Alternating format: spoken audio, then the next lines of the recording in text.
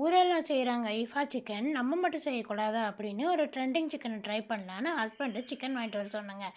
எல்லா திங்ஸும் லிஸ்ட்டு போட்டு கரெக்டாக கொடுத்தேன். மண்டையில் இருக்கிற கொண்டையை மறந்துட்டேங்கிற மாதிரி சிக்கனை மட்டும் என்ன மாதிரி சிக்கன் வேணுங்கிறத சொல்ல மறந்துட்டேன். இவர் தான் சேனக்கிழங்குக்கு கருணக்கிழங்கு வாங்கிட்டு வர ஆராய்ச்சே, இந்த சிக்கனை போய் வாங்கிட்டு வந்திருக்காரு. நான் கேட்டது தந்தூரி ஸ்டைலில் இருக்கிற சிக்கன் பீஸ், இவர் வாங்கிட்டு வந்தது லெக் பீஸ். சரி, இருக்கிறத வச்சு தானே செய்யணும்.